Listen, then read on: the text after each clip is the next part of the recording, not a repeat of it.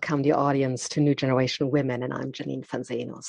Today I'm sitting in my in-laws' garage with my current little office and studio, enjoying the stillness and peace of the countryside. And what a journey after I left the beauty, but also the extreme noise in Mexico. I couldn't be more grateful now for this peaceful environment. And at the moment, I don't want to leave. I don't want to leave to our home that's originally Lindau Island. If you have listened to my last podcast, it just feels right in this whirlwind of craziness that we're experiencing in this moment or in this passage of time. It feels so grounding. So journey, peace, gratitude, freedom of suffering are great keywords to introduce my next talk series. And my following guest, who lives in Oregon, United States, next to her teachers Gangaji and Eli Jaxon Bear. For the last 26 years, she has traveled in Europe, Australia, New Zealand, Canada, and the US. To me, our guest is a woman of excellent knowledge and wisdom, a profound, and I really mean it, a profound, wonderful spiritual teacher with high integrity, and a beautiful, gentle, feminine presence of loving power.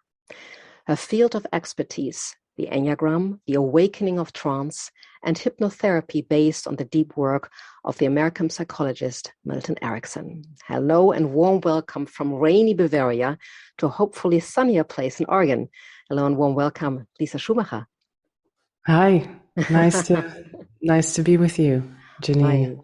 Did you train actually your voice? Because I know I have a deep voice, but it's nothing compared to your voice. It's so full of volume and just so deep. It's so rooted. I didn't do it on purpose, but when I was a kid, I was madly in love with Barbra Streisand. And I spent hours in my room singing with her. And I did so that was my training. Isn't your voice your voice has a very deep quality. Does her voice has this deep quality? I don't remember it right now. Not at all. Your voice is a different, It has a really deep, I love your voice. I mean, coming from radio, voice is so important, and also in the, how do you call them? The communication pillars, I think. Voice is so important, 34%. And then there is, the presence, charisma, that has a high percentage. And content has actually a very little percentage in these pillars of the communication studies. Yeah, it's very interesting. So voice is quite important. So let's dive deep when you talk and when we started talking about, because I just wanted to have a talk show with you. I knew it would be so valuable for all of us and very selfishly for myself. We talked about the freedom of suffering, and that's how I got to know you and also your teacher, Eli Jaxon Bear. What was your turning point when you said, enough is enough, I'm sick and tired of suffering?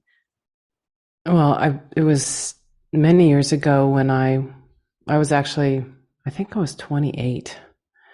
And I just was completely disillusioned with myself. And I didn't see the point, but I really wanted to know about love, because I also felt like I wasn't really capable of true love. I didn't know what it was. I had been trying, but my trying meant I had to fake it. I had to fake something in order for others to like me and love me. And I just got disillusioned with that and kind of was really in a down, depressed state when a friend of mine said, you should meet this teacher. And she was talking about Gangaji. And it changed my life. Was it right away, or was it gradually that you started to discover more what the truth is about, or what the truth beyond the suffering, beyond the depression is? Or were you inspired by her right away? Immediately, I was inspired by her. I actually just saw a video of her, and in the video she said, be your natural self. And she said many things, but that statement pierced my heart and really was confirmation and an invitation to fall completely in love, which is all I ever wanted, was to just completely give my whole self to love.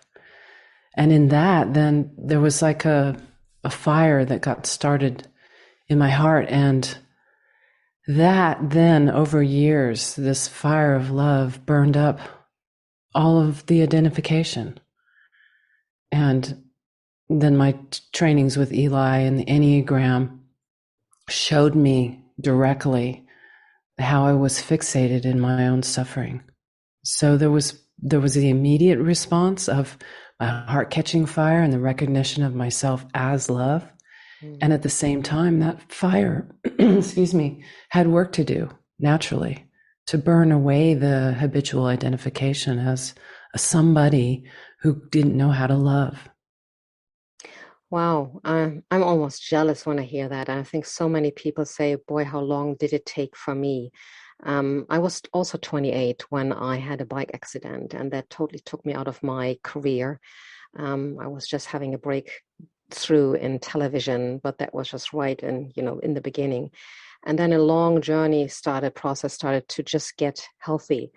But I remember it was a deep year, 3 years of deep pain, physical pain, and of course, emotionally and mental pain, until I said enough is enough. And for me, I went to a doctor, a physician. He was just one in a million I saw. And we got along so well. We didn't even think about talking about symptoms or anything. He didn't even ask me. And in the end, the time was gone. And he said, would you like to come to salsa dancing with me tonight? And I said, sure. So I went there. I was my winter clothes, and they were all dressed in sexy clothes.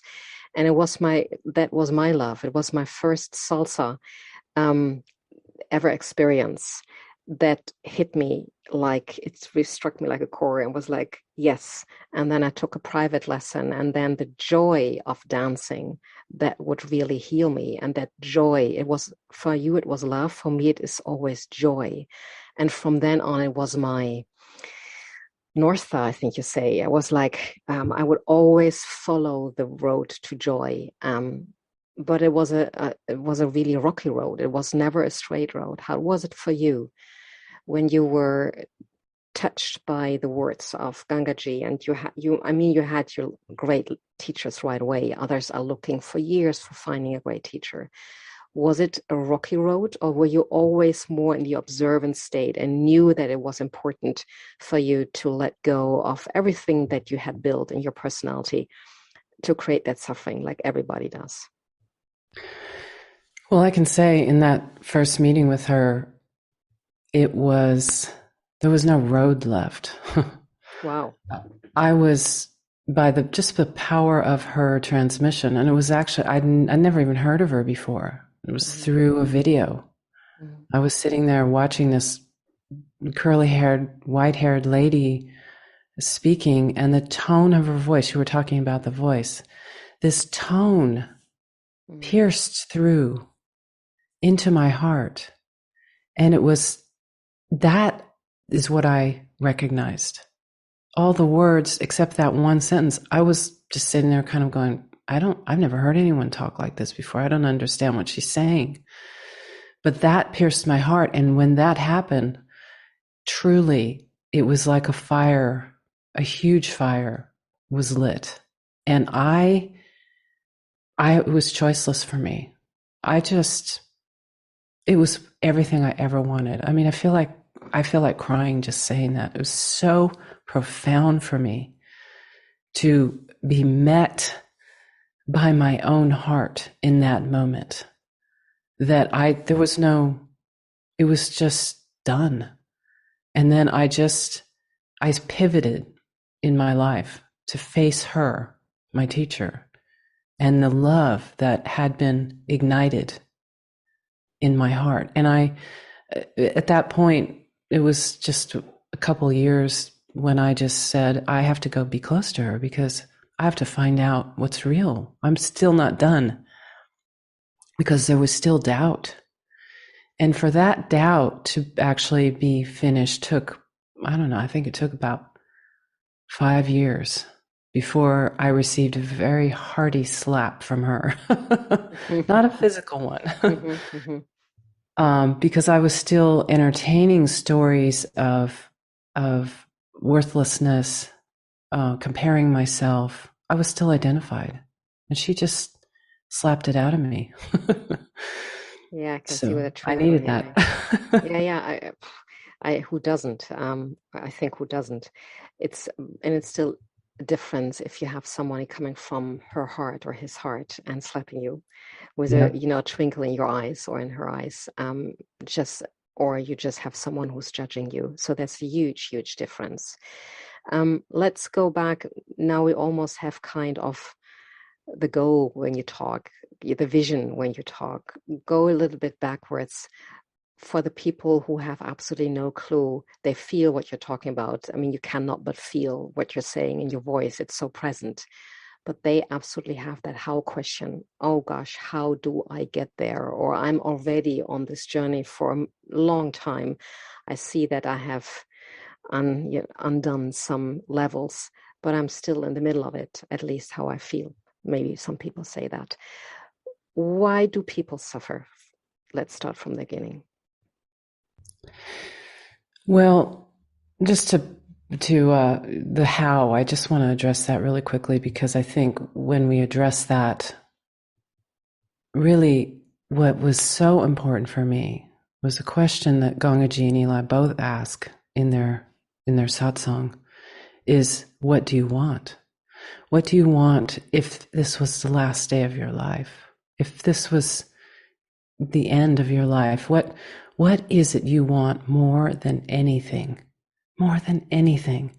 And if it's something like, I want my family to be secure, or I want world peace, then you ask yourself a deeper question, what will that give me? Until you finally come to the very final desire of your lifetime, that not only it is what you want, but it's what you want your life to transmit for whatever time you have left. And when you discover that, then the how, that just unfolds.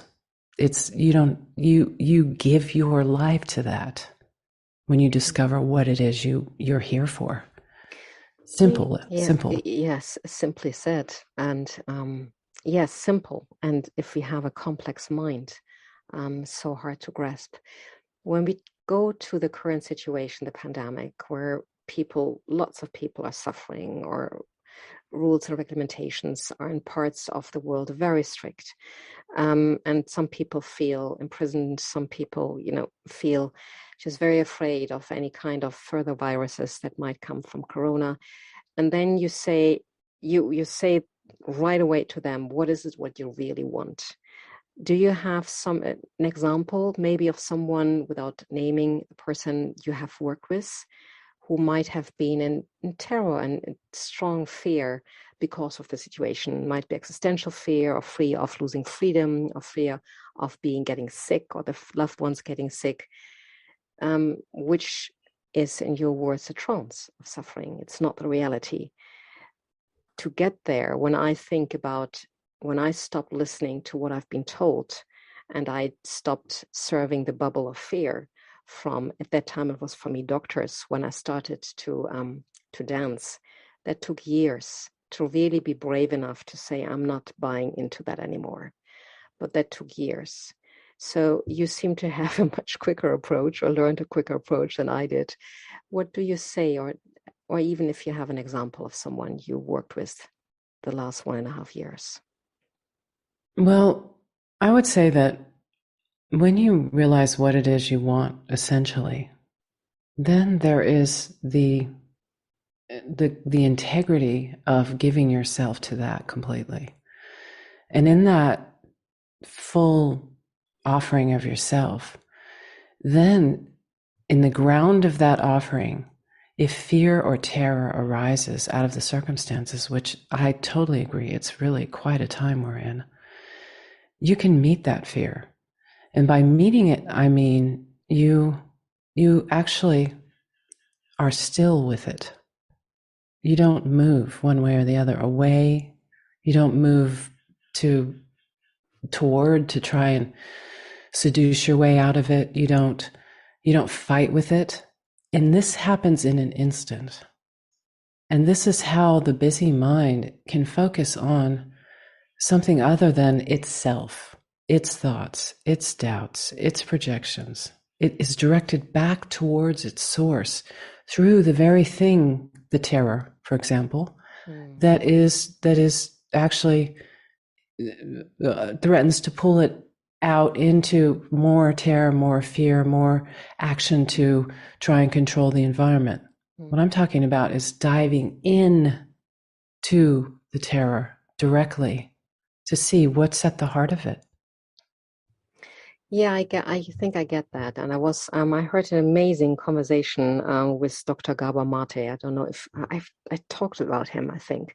Yes. Who was a psychotraumatologist. And I never went so much into psychotherapy because to me it was so directed to the past. And I saw so many people who would always, they would be 50 or 40 and still think about how their parents treated them. So that to me, of course, it's judgment, but that to me was psychotherapy. And so I backed away from it for a long time. But just the last years, I was diving deeper into psychotraumatology, and I could, seeing then my own childhood, which I stepped away from, I could see how that has laid the ground for experiencing no support and experiencing I'm here pretty much on my own, with lots of confusion in that. And I could feel, oh, and also I heard that how people are, going through the pandemic, and it hit me pretty much in the beginning. And I thought, boy, Janine, you have done so much work on yourself. You are teaching, you're coaching. It shouldn't hit you so much. You should be freer about it, not so distracted from what you say to control the outside. But it did hit me. I lost a lot of my business. The government didn't support me. They sometimes supported people, sometimes not. My tax expert said it's very unfair. So it just, every string of my instrument was just, pulled, and I was shaken. And then when I was finding out that through the whole pandemic, some people who are not as resourceful, they are just shaken way more than other people who might have been more resourceful. And that made a lot of sense. So guilt and shame could just melt away. And it was also, and I was in a further education, and we were talking, and I was talking about deep, deep fear. And I could feel that while I was talking, you feel like, oh no, no, no, don't, no, not now, not. And this huge pain was arising, and I wasn't going away. I think that's what you're sharing also. I stood right in that deep fire or big fire of pain, but it wasn't like a tsunami that was just, taking me away from me. I could stand in that and stand in the fire, which was quite painful, but it was such a relief. And that fire, we are so afraid of that, but how long did it take? A few seconds, maybe? It didn't take long. It didn't kill me. I think it was just a deep, deep cleaning or letting go. And I know since that point, I couldn't say right away that I have arrived, but something got quieter. I definitely can say that. Is this what you're talking about when you talk about this huge fire? Also, the fire of cleansing. I felt it's like a cleansing. That's so beautiful, Janine, that you could do that, that you could give that your attention, you could give your attention to something that has been at your back. You didn't use those words, but Yeah. for your whole life, or at least for a big part of your life, enough that you would try to find support for it. It's really beautiful. And at some point the fear becomes our ally instead of our means for distraction. When the mind realizes, as you expressed, that it was like you did it, you met it, and then there's more to meet, and that more is actually the quiet. The quiet is the next, it's where your attention can go. It's to the quiet that's left after meeting this earth-shattering, shaking terror. That's the next adventure, is to discover how deep is that quiet, and are you separate from it? Is there a boundary between you and the quiet?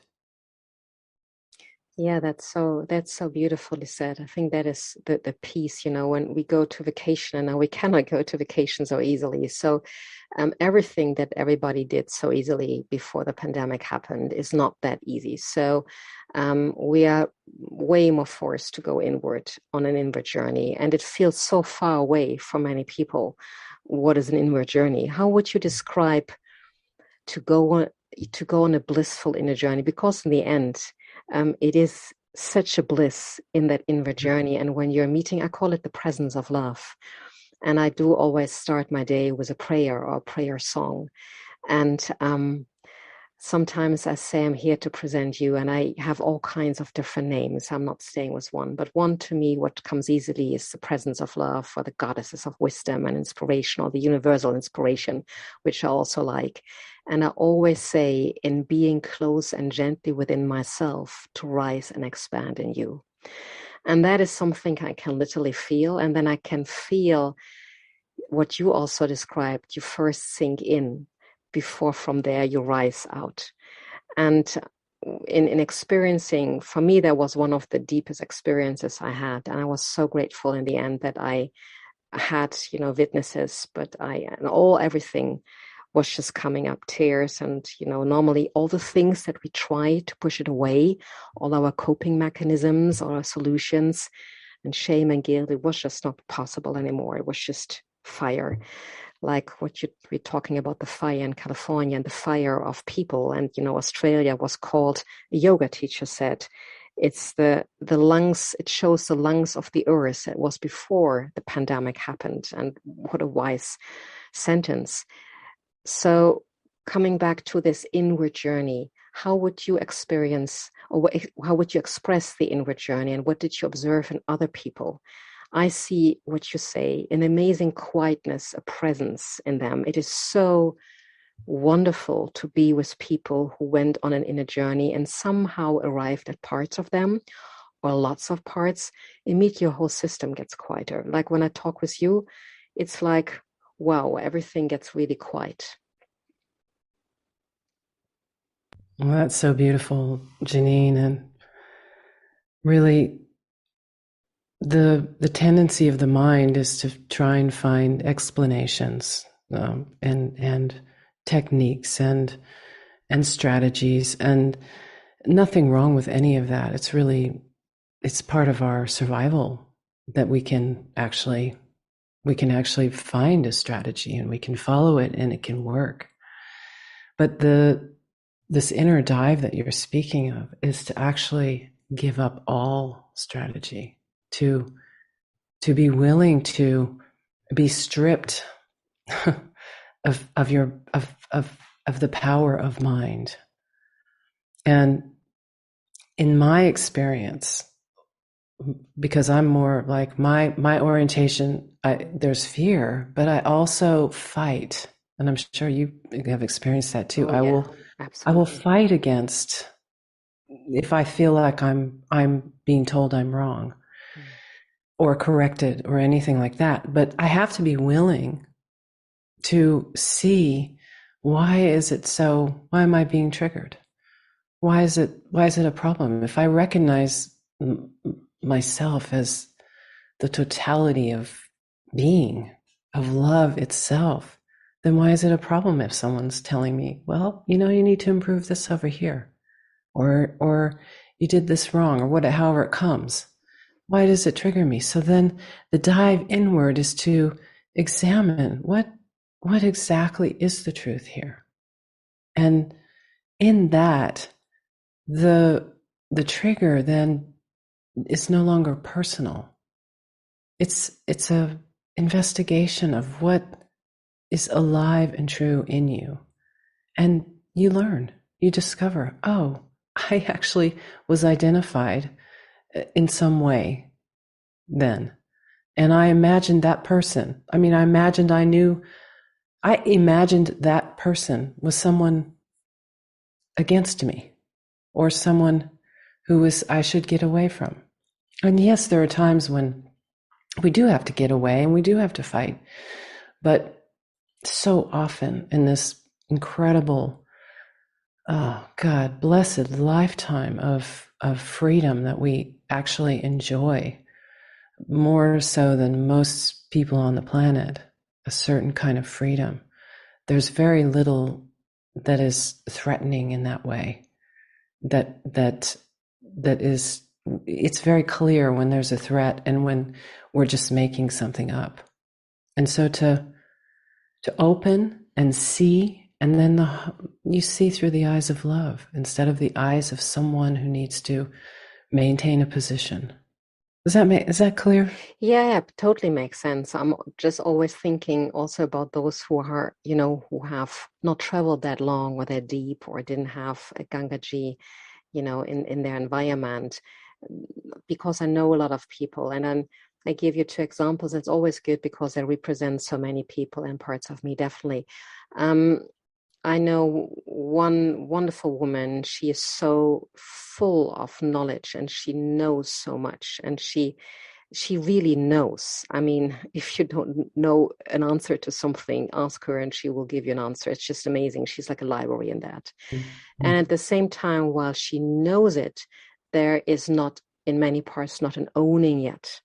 So I can see that she falls back into mechanism of belonging, of fear of not belonging, and then letting go of what she knows. And she has a hard time to apply her knowledge when it comes to deeper issues of fear of not belonging, or not having that great job or house or whatever. And everybody has something, and everybody is afraid to lose that.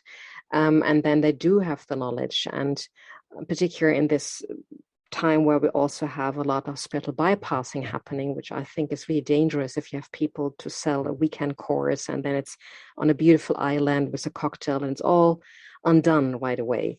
That can be dangerous if you don't really go into the fire of the pain or the fear or whatever. So I'm just thinking of people like her who do have gathered a lot of information, who are so good in explaining that and talking about it. And when it comes to their fear, and I could also talk about my own fears, when it really comes to the deeper topics, it feels like baby steps, or it feels like a lifelong circling back to it. You think, again, you must be kidding. You are again here.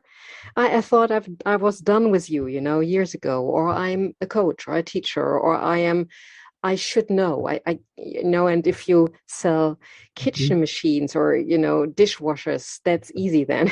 But if you sell actually transformation, many coaches might say, or teachers might say, boy, I thought I'm over it or I'm done. What do you think about that? Or what is your experience around that? Well, there's a couple of things I want to say about that. And one is to actually, it's so important to let's start with the very first thing I said, which is about actually getting to the core of what you want for your life. That is independent of what courses you take or what you're doing in your life or circumstances. Anyone can, this question, what do you want, is like a grace question. Not many people actually. I remember when I was first asked that question, I was like, oh, I actually get to check it out and see what I do really want for my life, that it's actually my life, not that I'm God. I couldn't, like I get to direct my life. That's what I mean by that I'm God. That I can put all my life force energy into staying true to that, to what I want. For me, it was love, definitely. Love is what I wanted. And I wanted to know the truth about love. So love and truth. And then I gave my whole life to discovering the living truth about it. And that actually, by blessing, I have an impeccable teacher, Gangaji, who is only here for that. And the same with Eli, only here for awakening, despite our personalities, which then it actually ends up being in support of discovering how we betray ourselves. So the two things was, one was to discover what you want. And if you don't know, give your attention to it to find out. and find out what you are giving your life to. If you don't know, then what are you devoted to? What are you devoting your time to and your life to and your energy to? And two is to have a teacher that you give yourself to. And that's the scary part, actually, because everything says, no, don't give it. I remember my parents, when I started to be with Gangaji, saying, oh my God, are you in a cult? What are you going to give away your power? My friends were like, what are you doing, Lisa? And I just went, I trust this because my heart's on fire. And that's what it has to be.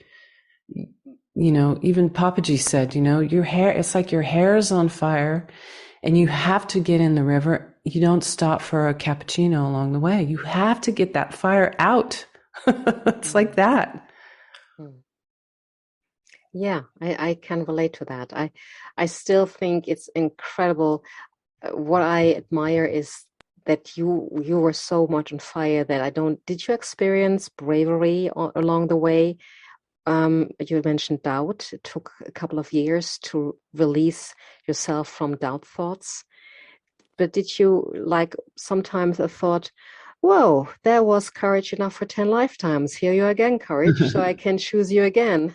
But I'm done with you for the next 10 lifetimes because I've chosen you already so many times.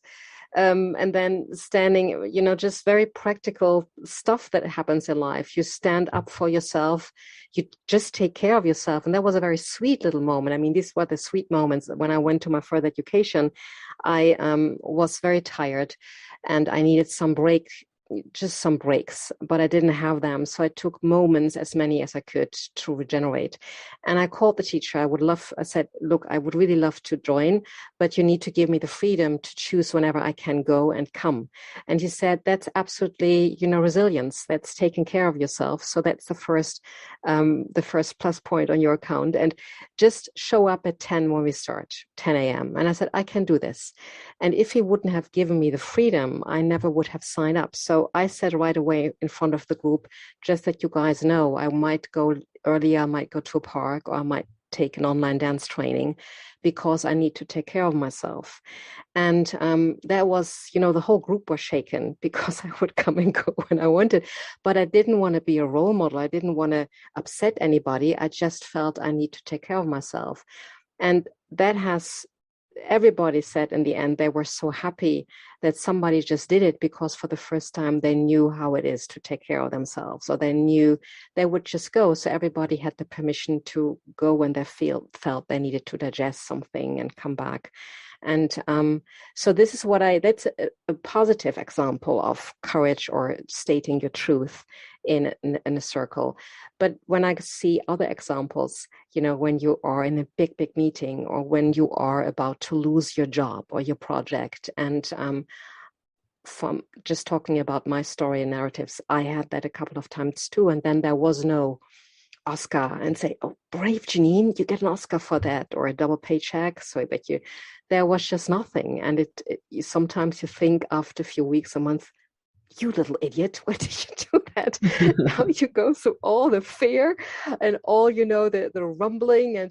And so I don't know, maybe it was just for me, but for me, it was a gradual process of courage, surrendering, asking, trusting, following, and then sometimes years even. And I was so upset with myself for some time. I thought, why did it take you so long? Why did you forget about all the symbols when you were studying with the ancestors?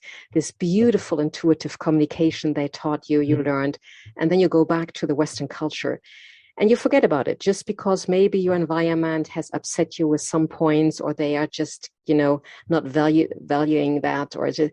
So I didn't find myself as an individual sometimes struggling with it, but in a society struggling, in a system struggling with it. I sometimes wished I could just put myself into a bubble or be in a community.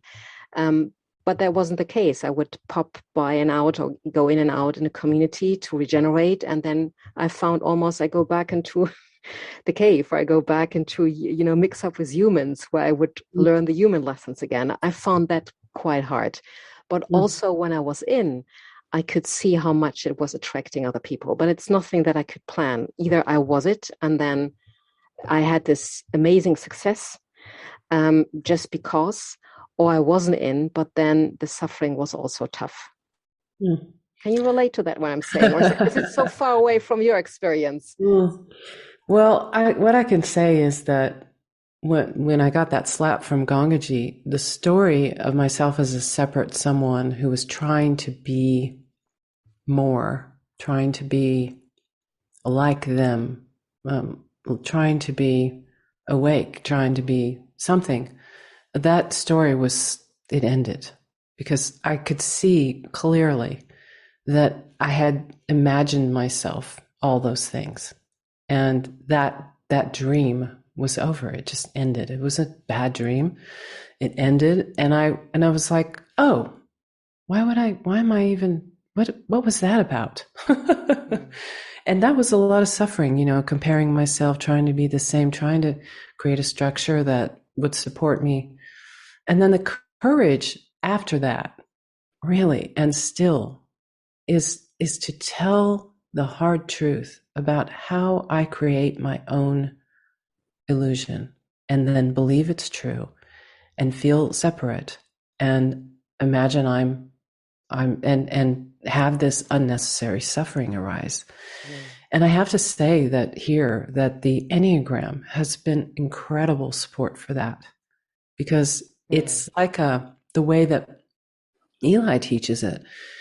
It's actually this incredible wisdom mirror for seeing how we suffer, how we fall into the same trap over and over again. And it's quite complex the way we suffer and the way the map of suffering is for the different types of fixations on the Enneagram, the map of the Enneagram. Could you give a short intro to the Enneagram for those who don't know about it? It's a personality assessment or a Well, personality no, typing system. That's how I learned no. it.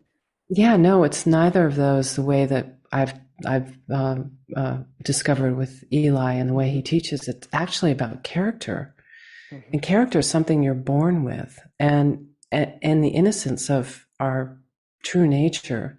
The character is your essence, and so it starts. There's 9 points on the Enneagram. They're divided into the three bodies: the mental, the emotional, and the physical. The mental represents the fear, and that's the core movement away. Fear is a movement away. And so the 3 points on the, how do I start? There's so much information here. Yes, I know. It's really Yeah. hard to say it, but just, give a little bit of an over or a little bit of a, Yeah. yeah, I'm So missing the mental, word, but you know what I mean.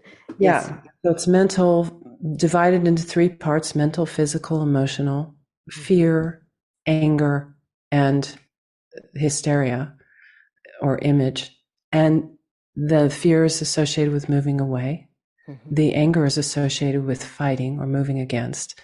And the emotional is associated with seduction, moving toward. And when you start to see the map, because really the map here of the Enneagram is actually not the territory. That's very important to get, because often the way it's taught as personality is that it's actually who I am. I am a whatever, 1, or I'm a 6, or I'm a 9. And then we take that on, and then we make the excuse. We actually imagine that, well, I'm full of fear, so that's why this is happening. That's why and so then we allow ourselves, we don't go any deeper. We don't say, okay, so what then if I'm moving away, how is that shaping my reality? If I'm moving against, how is that shaping my reality? If I'm seducing, how is that shaping my relationships, my circumstances? So we also include the 4th body. We have mental, physical, emotional. The circumstantial body is also involved, because if you're constantly fighting, it's going to look very different than if you're constantly seducing. And if you're not aware of it, that's the suffering of that movement is associated with an identification that is false character. It overlooks the essence. Oh, So beautiful. I've never somebody explained it this way. Very beautiful. And I learned the Enneagram, so it's beautiful to hear it very differently. Great. it is Keep on very talking. different. I love it. So ask me a question. Yeah, Anything yeah, specific? they're very good. I know that lots of spiritual teachers are not even mentioning the pandemic, and I understand why, and I stand not to go into the story, but some people, and of course I'm on and off also, are feeling trapped in the pandemic. And a wonderful historian, I found his explanation so beautiful, or so right, beautiful. There's nothing beautiful about it, but to me, it was in resonance. He said there are three types of fear in the pandemic. One is the fear of the virus, one is the existential fear, and the third one is the fear of losing freedom. And those fears cannot talk with each other. And that made so much sense to me in my observation.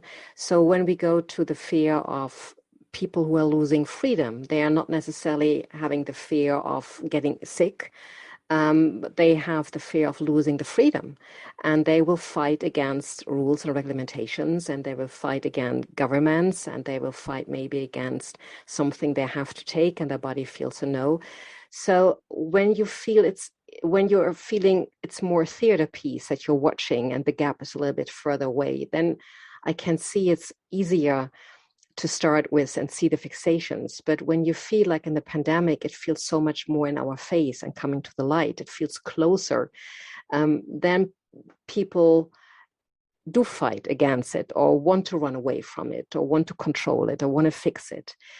How can they deal with those movements right in this situation? Discover what freedom truly is. So if we are imagining that our freedom is controlled by an outer force, and yes, Mm-hmm. there are relative freedoms, and there are people in prison who have no relative freedom. They have to, they're on a strict regimen, they have to be in their cell, and so on. And yet, those people can discover what is always free, what is essentially untouched by any circumstances, any pandemic, any deep prison cell. St. John of the Cross, for example, I don't know if you've ever read Mm-hmm. any of his Mm-hmm. work. In a dungeon that used to be a toilet, discovered the truth of himself in the dark by himself Mm-hmm. after being tortured. So there's relative freedom, which you and I of the Mm-hmm. Western world, really, we have so much freedom. We are so blessed. And then there's the deep, untouched, natural freedom that is your true nature. And that is where we come back to, what do you want?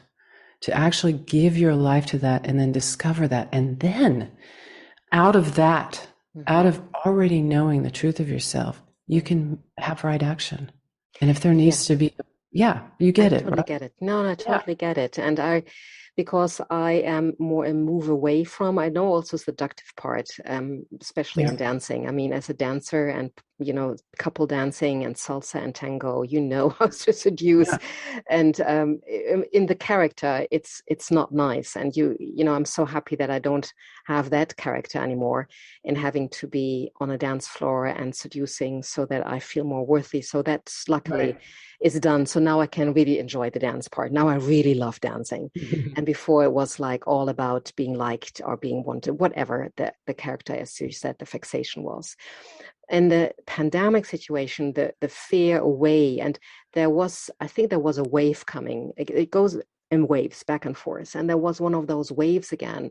And then I got a fixed thought in my mind and a fixation. I was almost obsessed by the thought, I would love to do my next project from a place of light. So everything was going away from here, going away from Germany, and we have a history and all the shadows there, all the cultural things. Every culture is facing some of the shadows over the last generations now. But I just thought like, oh, it's the most horrible place to ever be in, and I cannot grow, and I can only grow as my environment is growing. No wonder that I'm still stuck there, and no wonder that I'm not awakened yet, because my environment is not growing. It's a social problem. So all that story came up. And I remember that an elderly lady, and she said it without judgment. I think that was to me very good. She said, just don't run away from fear, or don't do it in fear. And I could feel like also with the whole existential topic that deeply is rooted when I started my life in this lifetime, I really felt you cannot run away from it. You can never, ever fix it in the outside unless you have met it or find some peace with whatever's happening. You stop. I'm so sick and tired, and I was exhausted like hell. I felt empty like hell. I said, I'm not doing a bit anymore to try to fix and control the outside stuff. And there was such a liberating moment of I'm done. And that's what also my question in the beginning, when did you say enough is enough? Now, I thought you say, also addicts know when they hit bottom, enough is enough. And you think you hit it once. For me, I can only experience, I hit a couple of times bottom, but it was always a deeper layer that would show itself. And then I could feel, wow. And now I can see, yeah, I'm still not neglecting what is happening. I still feel this is resonating with me. This is not resonating. I allow people to have their experience more. So I see it more. I'm way more peaceful with people. I pull myself way more back from extremes. Neither that side nor that side. I can see that I don't want to be in that extremes, and talk with the stories, talk with them about the stories. And I can also feel this, okay, if I find a place of light, that's okay. If I don't find a place of light, maybe I'm right in here at the countryside. Maybe that's my place of light. So I can feel an ease, and I do not feel this deep suffering with it anymore. That's what you're talking about, is it? Yes, when you discover the place of light is right where you are, and you have no doubt about it, it is absolutely certainly clear, and it is endlessly, light is endlessly, it's endless. And so you dive into the light and you empty yourself out in that dive, and circumstances give you the opportunity to dive. As long as there's a body, there's going to be the opportunity to see what's deeper. And that's life. It's inseparable from light and inseparable from dark. And yet you discover who you are in that. Where is the source of the light? Would you say, if we talk about the awakening of suffering as the being online, online with light, online with in the universal web, that is the source of love, if we talk about in symbols or pictures with it. And then offline is definitely when you are feeling so disconnected and separate from everything you want. How much would you say, how much are you online? Are you floating still a lot in between those parts, or are you awakening in the morning and getting up, having a coffee, and you're holding that space of being online with the universal truth? I'm doing absolutely nothing, Janine. So I'm you're not online all the neither time? online nor offline. There's no line. There's no line. There's Found no it already sense great that I of found offline and online as a floating state, but you even take the line away. no, there's no one to be online, there are challenges for certain, but there's no question, there's no doubt. It's actually fun and beautiful and challenging, and it's dynamic. It's life. And I don't there's no one doing anything. And that's perhaps, I mean, I can say that's where courage is required, but not as someone who's doing something. It's just a willingness to open and be completely naked to yourself and be totally seen and no control, totally vulnerable. And I know that's a huge challenge. It's a huge challenge to be absolutely naked to yourself. And yet it's absolutely beautiful because it finishes everything. There's nothing else. There's no future then. There's no more freedom in the future. You embody it. Wow, what a journey.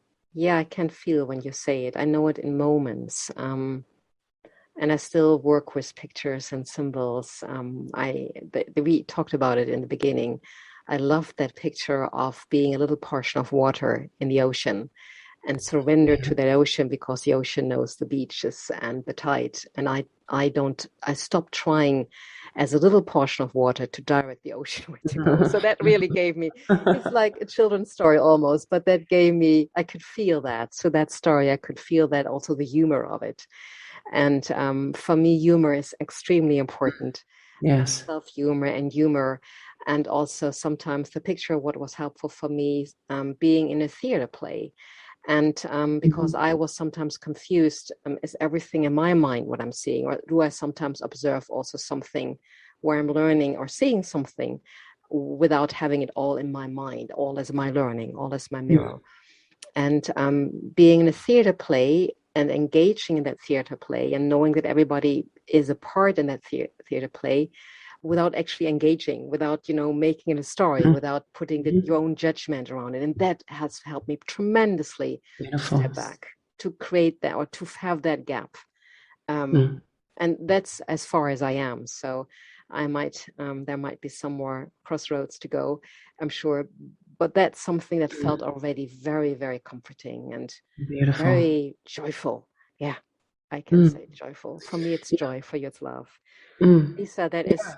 I think so many people feel so attracted by what you're saying. Where can people find you, where our listeners can find you, um, if you still have some openings to work with them? Well, I you can look on my website, which is Satsang with Lisa. Satsang is Satsang with Lisa.org. You can find everything on there. I have, in fact, tomorrow I have a free webcast of satsang with people attending all over the world online on Zoom. So you're welcome to join me tomorrow if you like. And then I also offer one-on-one sessions. You can also access that on the website. And then there's a silent retreat later this year, and some work I'm doing through the Leela School that's available for you to attend if you like. I'm definitely putting it into the text box. So for those, we might not be, ready by putting the talk show online before mid of next week. So the tomorrow might already be gone when you're listening No, to it. And at the same time, I know there's so much more that you're doing that we can watch and be part of. Are you doing the silent retreat in Amsterdam?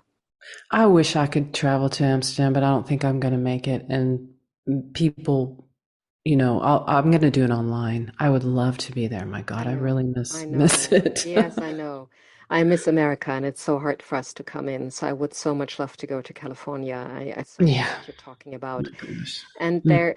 and still there is a beauty. We have a very big retreat coming up in my partner and I in Italy. And I today made the decision, said there's so much whirlwind around what you have to do. And many Yeah. people are getting tired to get, prepared for that. And I said, no, I will be prepared for an online version. And I also have to say, and from observing you and your work with your partners and your teachers, and Jed Franks is one of the partners, and then of course there's Eli and Gangaji. There is a beauty to the online version.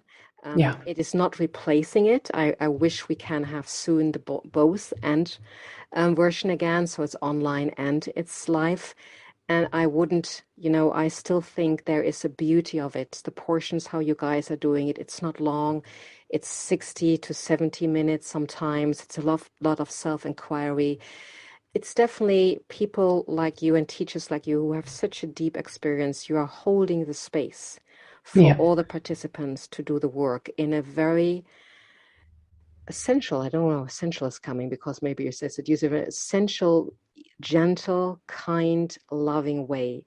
That's so And sweet. yes, no, I really so, and also I do it myself, and I also observed movie nights.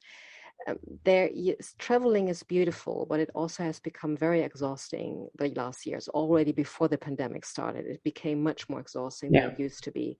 So having that possibility to do it online, I can just particularly your events, there are very few teachers who make it so profound and deep and insightful and connected like you guys do. So I can, and that comes, authentically from my heart. I'm not I marketing or hear that. selling That's so anything. Yeah, you can. sweet. It's Yes, because I experienced that. And how I this is, feel, yes.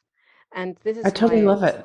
yeah, me too. And this is why I'm very encouraged to do the work that we are going to do together, but not talking about it right now, but really recommending everybody, if you have the time, put the time, you can also pre-plan it ahead, just dive into it, just even for a weekend or for a day. It is so worth it because you get the embodiment of it, you get the feel of it, and it's not cognitive. And that's what I like so much about it. We can learn and word process and read books about everything, and embodying and feeling is a different journey. And this is what you really embody and present and represent the journey and the feel between the lines. So I highly recommend everybody to actually do a course with you or a retreat with you. The word sensual you used, I would add intimate. It's maybe that's the same word you're talking, because it is Absolutely. very intimate. Where you're Yes. seeing in our homes, we're in your home, and it's also you're not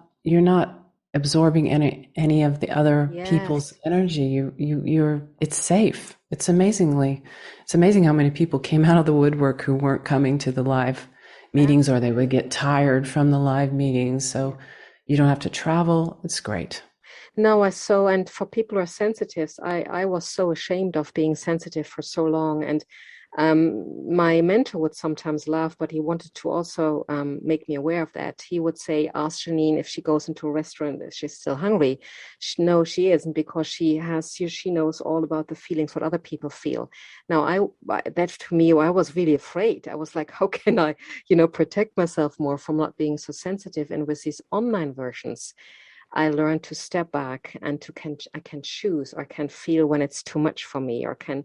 So I always get the essence out of it. And some people, they need to be shaken up maybe a little bit more.